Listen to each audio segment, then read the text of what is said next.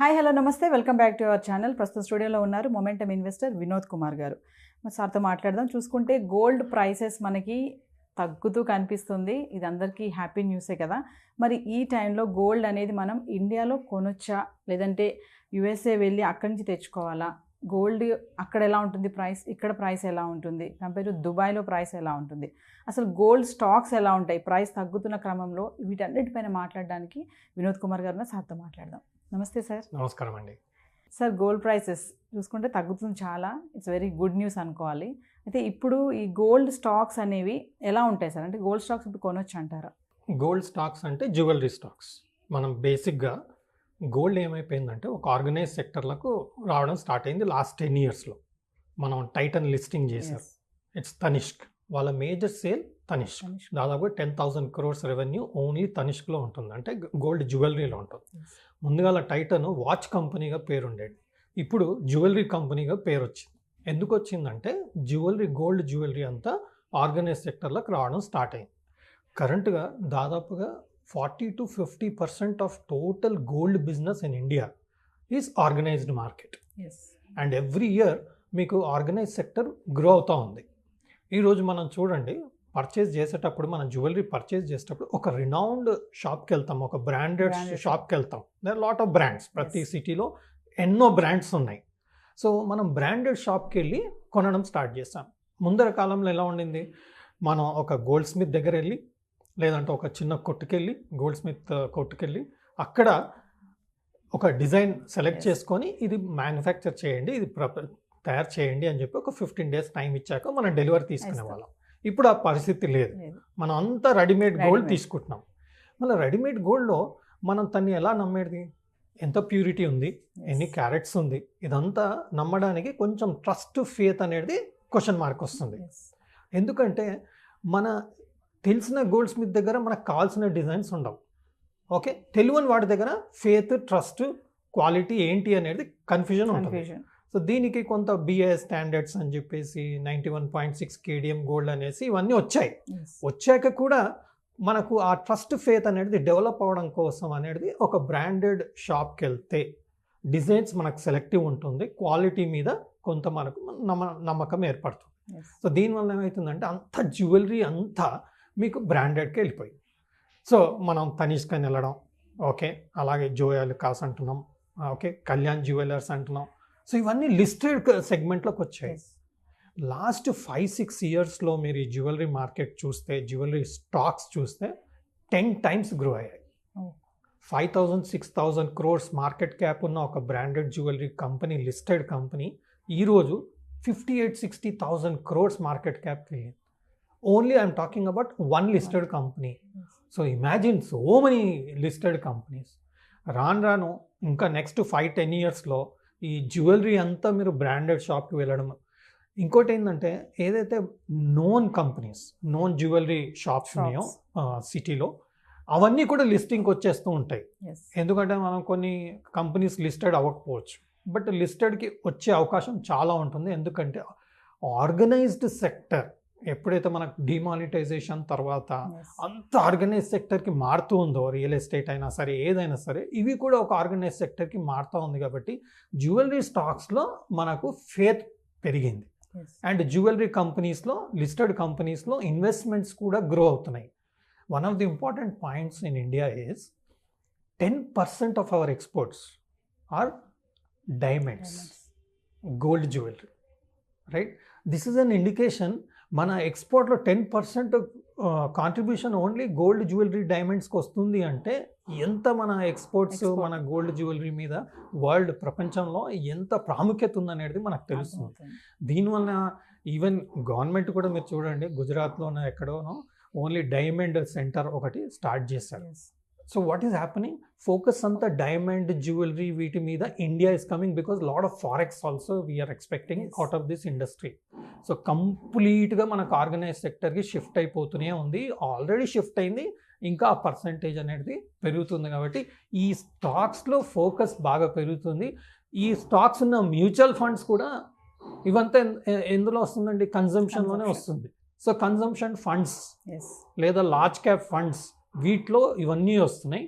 మనకు ఎస్ఎంఈ అంటాం, అంటే ఎస్ఎంఈ సెక్టర్ అని కొత్తగా స్టార్ట్ అయ్యింది. సో ఆ సెక్టర్లో ఈ కంపెనీస్ అన్నీ కూడా లిస్ట్ అవుతున్నాయి. ఆర్బీజెడ్ జ్యువెలర్స్ అని చెప్పేసి, మోతీసన్స్ జ్యువెలర్స్ అని చెప్పేసి, ఇలాంటివన్నీ మనకు ఎస్ఎంఈ సెగ్మెంట్లో కూడా ఇవి స్టార్ట్ అవుతున్నాయి. స్మాల్ అండ్ మీడియం ఎంటర్ప్రైజెస్ అంటాం.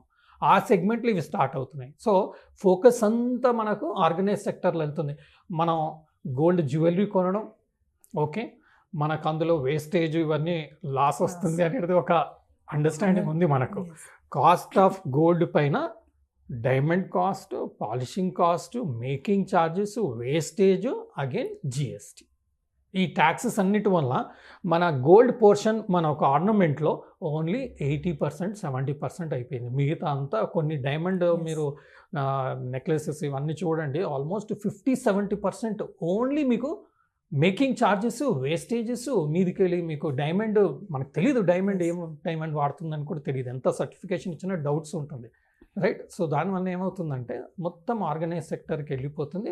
ఈ స్టాక్స్ అనేది హ్యూజ్గా పెరగడం స్టార్ట్ అవుతుంది. కాబట్టి మనం ఎప్పుడైనా జ్యువెలరీ కొన్నప్పుడు జ్యువెలరీ స్టాక్స్ మీద కొంచెం అక్యుములేట్ చేసుకుంటే ఈ లాస్ అనేది ఈ ప్రాఫిట్ ఆఫ్ స్టాక్స్ మీద, లేదంటే mutual funds, consumption mutual funds, large cap mutual funds కొన్నాం అనుకోండి, అందులో మనకు ప్రాఫిట్ వస్తుంది. కాబట్టి ఈ గోల్డ్ జ్యువెలరీలో వస్తున్న లాస్ ఇక్కడ రికవర్ అయినట్టు మనం చూసుకోవచ్చు. సార్ మనం చూసుకుంటే గోల్డ్ అనేది ఇండియాలో కొనడం మంచిదంటారా, లేదంటే అమెరికా అక్కడి నుంచి అక్కడికి వెళ్ళి అక్కడి నుంచి తెచ్చుకోవడం మంచిదా? అసలు డిఫరెన్షియేషన్ ఎలా ఉంటుంది? ఇప్పుడు ఇండియా కానీ అమెరికా కానీ దుబాయ్, ఆ బంగారం తేడా ఎలా ఉంటుంది సార్? ఏది మంచిది అంటారు?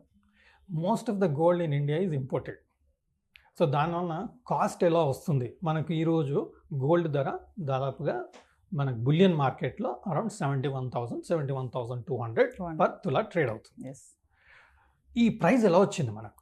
ఇంటర్నేషనల్ గోల్డ్ ప్రైస్కి transportation charges, okay, next customs duty, total add చేసుకుంటేనే మన ల్యాండెడ్ కాస్ట్ తెలుస్తుంది. సో మనం ఒక షాప్కి వెళ్ళి మనకు గోల్డ్ జ్యువెలరీ కావాలంటే తను గోల్డ్కి ఒక ప్రైస్ ఇస్తాడు.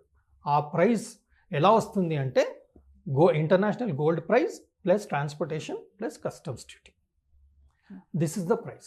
నా కస్టమ్స్ డ్యూటీ తగ్గింది కదండి, 10% నుంచి 6% వచ్చింది కదా, అంటే 4% మనకు తగ్గడం జరిగింది.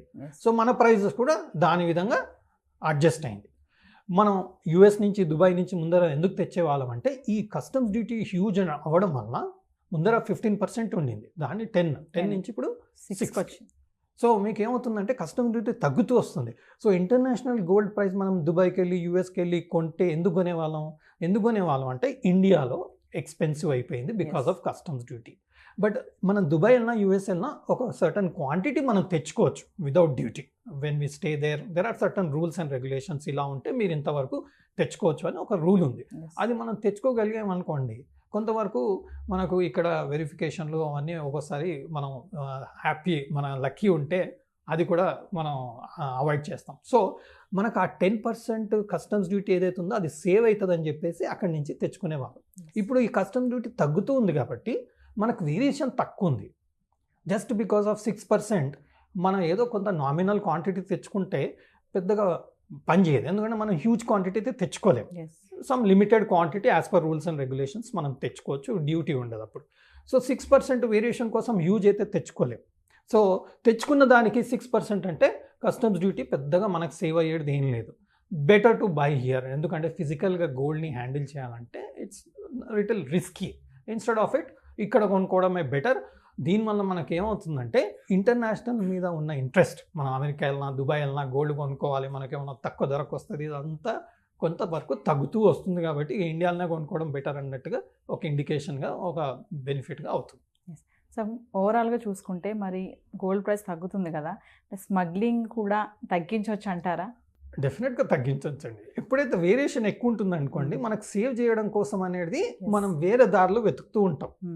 ఇప్పుడు కస్టమ్స్ డ్యూటీ తగ్గిపోతుంది కాబట్టి రాను తగ్గిపోతుంది. ఇంకా మనకు ముందుకి ఇంకా తగ్గింది అనుకోండి కస్టమ్స్ డ్యూటీ, ఇంటర్నేషనల్ ప్రైస్కి ఓన్లీ ట్రాన్స్పోర్టేషన్ కాస్ట్, ఓకే, అదొక్కటే యాడ్ చేసేస్తే ఇండియన్ ప్రైస్ గోల్డ్ ఆఫ్ వచ్చేస్తుంది. ఇప్పుడే ఇక్కడ ఏమవుతుంది, కస్టమ్స్ డ్యూటీ తగ్గుతున్నా కొద్దీ మనకు అంత వేరియేషన్ కనిపించట్లేదు. అలాంటప్పుడు స్మగుల్ చేసి స్మగుల్డ్ గోల్డ్ కొనడం రిస్క్ ఎందుకు? ఇక్కడ మనకు ఆర్గనైజ్డ్ సెక్టర్లోనే మంచిగా బిల్ ఇచ్చేసి పేమెంట్ చేసేసి గోల్డ్ కొనేసుకుంటే మనకు ఎప్పటికైనా ఎవరితోనైనా ఏం ఇబ్బంది లేదు. మనం బేసిక్గా ఎంత అంటే అంత గోల్డ్ జ్యువెలరీ కొనుక్కోవచ్చు, వేసుకోవచ్చు. ఏదో నామినల్ కాకుండా మనం షాప్ కీపర్తో బార్గెన్ చేయగలిగితే మనకు బెటర్ ప్రైస్ వస్తుంది Yes. కదండి. లేదా గోల్డ్ తగ్గింది, గోల్డ్లో మీరు 10%, 15% వేరియేషన్, 10% వేరియేషన్ లాస్ట్ 3-4 డేస్లో Yes. మనం చూసాం బడ్జెట్ అనౌన్స్మెంట్ తర్వాత, ఎస్ రైట్. ఒక్కోసారి ఇంటర్నేషనల్ మార్కెట్ ప్రైస్ వల్ల కూడా మనకు గోల్డ్ ప్రైసెస్ తగ్గుతున్నాయి. 5%, 10% కరెక్ట్ అయినప్పుడు కొనుక్కున్నాం అనుకోండి, అప్పుడు ఏమవుతుంది, ఆ కస్టమ్ డ్యూటీ డిఫరెన్స్ ఇక్కడ అడ్జస్ట్ అయిపోయింది కదా. ఎస్ సో గోల్డ్ తక్కువ ఉన్నప్పుడు మనం వెళ్ళి బేసిక్గా షాపింగ్ చేసుకుంటే ఆ 5-6% డిఫరెన్స్ కూడా అడ్జస్ట్ అవుతుంది. ఎందుకు ఇదంతా కన్ఫ్యూజన్? ఇన్స్టెడ్ ఫేర్గా, ఫ్రాంక్గా, బెటర్ ప్రైస్, బెటర్ ఆపర్చునిటీ వచ్చినప్పుడు గోల్డ్ జ్యువెలరీ కొనుక్కుంటే బెటర్ అని అవుతుంది. కాబట్టి స్మగ్లింగ్ అంతా ఇంకా డిస్ట్రాక్ట్ అవుతుంది, దానివల్ల పెద్ద లాభం వచ్చేది ఏం లేదు. సార్ ప్రైసెస్ చూసుకుంటే డిఫరెన్షియేషన్ ఎలా ఉంటుంది సార్? ఇప్పుడు ఇండియాలో కానీ అమెరికాలో కానీ దుబాయ్ ప్రైసెస్ ఎలా ఉంటాయి? Prices, international price is the benchmark. Now for example కరెంట్గా around $2,400 per ounce gold international మార్కెట్లో ట్రేడ్ అవుతుంది. ఓకే, దాన్ని మనం తులాస్లో కన్వర్ట్ చేసుకుంటాం. ప్లస్ దానికి అక్కడి నుంచి ఇక్కడికి రావడానికి కొన్ని ఛార్జెస్ Charges పడతాయి. ఉంటాయి. ఓకే, దాని తర్వాత మనకు ప్యాకింగ్ కాస్ట్ అని Yes. ఇదని అన్నీ ఉంటాయి. దానికి మనం కస్టమ్స్ డ్యూటీ యాడ్ చేసుకుంటాం. మళ్ళీ లోకల్లో ఏమైనా ట్యాక్సెస్ ఉన్నా చేస్తే దానికి యాడ్ చేసుకుంటాం. Yes. ఇవన్నీ మన కస్టమ్ డ్యూటీ మేజర్గా తగ్గుతుంది కాబట్టి మనకు డిఫరెన్స్ అనేది తగ్గిపోతుంది. మనం లోకల్లో అయినా ట్రాన్స్పోర్టేషన్ అవుతుంది కదా. Yes. మనం రాజస్థాన్ నుంచి గోల్డ్ తెచ్చిన, బాంబే నుంచి గోల్డ్ తెచ్చిన హైదరాబాద్కి ట్రాన్స్పోర్టేషన్ అవుతుంది. అక్కడి నుంచి ఇంటర్నేషనల్ వచ్చినప్పుడు కొంచెం ఎక్కువ ట్రాన్స్పోర్టేషన్ అవుతుంది, అంతే. So there is no major differences. So మనకు international price is the base for our local price of gold, for which you have to add certain components. So ah Yes. Components తగ్గుతున్నప్పుడు మనకు బయట నుంచి వచ్చే గోల్డ్కి ఇక్కడ వచ్చే గోల్డ్కి పెద్దగా వేరియేషన్ ఉండే అవకాశం తక్కువ. తక్కువ. సో ఓవరాల్గా గోల్డ్ ప్రైస్ తగ్గడం వల్ల చాలా బెనిఫిట్స్ అయితే ఉన్నాయి కదా సార్? చాలా బెనిఫిట్స్ ఉన్నాయి. మనం బేసిక్గా కొనుక్కోవచ్చు. ఇప్పుడు అందరూ క్రెడిట్ కార్డ్ అని, చెక్ అని ఇదే విధంగా కొంటూ ఉన్నారు. ట్యాక్సెస్ కూడా తగ్గుతున్నాయి. Yes. ఇంకొంచెం మనకి GST 3% ఉంది, అది కూడా కొంచెం తగ్గితే మనకి ఇంకా అడ్వాంటేజ్ వస్తుంది. ప్రస్తుతం మాత్రం మార్కెట్ డౌన్ ఉన్నప్పుడు కొంటే మనకు బెటర్ ప్రైస్ వస్తుంది. ఎలాగైనా మనం లాస్ట్ 40 years చూసాం, 9 to 10% కంపౌండింగ్ రిటర్న్ ఇస్తూనే ఉంది gold. Nothing to worry. Thank you sir.